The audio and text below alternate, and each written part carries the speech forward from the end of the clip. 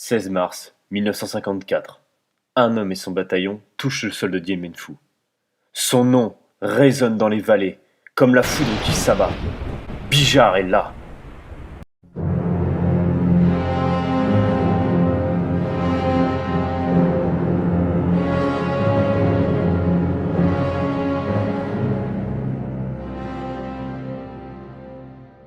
La veille, il regardait ses 26 hommes et s'adressait à eux.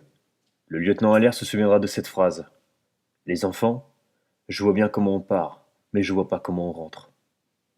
À Dien Bien Phu, la bataille a commencé depuis 3 jours.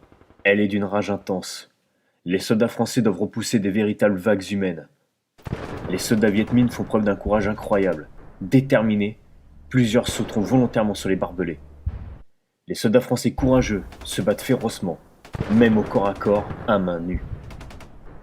La nuit du 15 mars 1954, Giap suspendra l'attaque, voyant l'ampleur des pertes. Pourtant, la bataille ne fait que commencer. Le 16 mars 1954, le 6e BPC saute sur le camp retranché qui est sous un déluge de feu. Il atterrit au milieu des obus de mortier. C'est Bijar. Soudain, son nom claque sur Dien Bien Phu. L'ancien lieutenant Jacques Allaire raconte. C'est une fournaise, l'enfer. Ça camarde de partout. À peine au sol, on fait face à une offensive du Viet Minh. Les Viet étaient nombreux. Avec mon bataillon, on commence la bataille sur les Liens 2. Elle va durer un mois. Bijar présent, la garnison redresse la tête. Son bataillon a été paracheté vers 15 heures sur Isabelle. Il boite, il s'est claqué un muscle à Séno. Coiffé de sa casquette, il s'arme d'un énorme gourdin.